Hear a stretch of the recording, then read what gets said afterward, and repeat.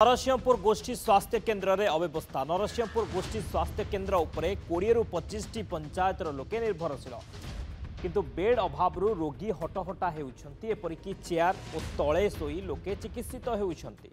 Narsinghpur medical में जड़े मात्र डाक्तर रही बेले दैनिक 300 रु 400 रोगी आसुंच। मेडिकाल में 22 जन डाक्तर आवश्यक होता बेले समुदाय 5 जन डाक्तर अच्छा। आज को 12 दिन हेब 4 जन डाक्तर परीक्षा छुट्टी रे थिबा बेले जड़े डाक्तर सेवा देउछंती, जहा फल लोक माने नाही नथिबा असुविधार सम्मुखीन हेउछंती। रूपे बर्तमान स्वास्थ्य व्यवस्था पूरा पूरी विपर्यस्त। नरसिंहपुर ब्लॉक यहाँ हूँ हेडक्वार्टर अवस्थित ये मेडिकल टी पाखापाखि 25 रु 30 पंचायतर लोक मैंने मेडिकल पर निर्भर कर बंचती। बर्तमान 10-12 दिन हम आम जहाँ अनुभव करुचु 4 जन डॉक्टर पीजी एग्जाम उपस्थित नहांती।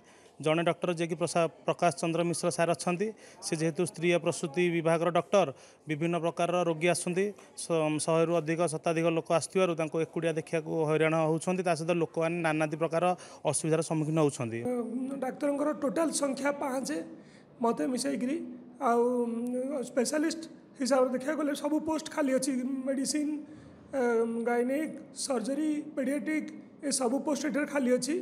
तेणु एत संख्यक पेसेंट बर्तमान सीजन अनुसार देखा गले बहुत पेसेंट आउटडोर को आसुँच।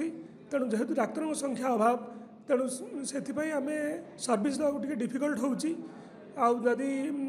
किसी संख्यक डाक्तर पोस्टिंग हेबे कि स्वच्छागत भाव में लोकाल एरिया किसी डाक्तर आसिक सहयोग करेंगे तो निश्चित भाव में स्वास्थ्य चिकित्सा दवाटा टी सुविधा हम।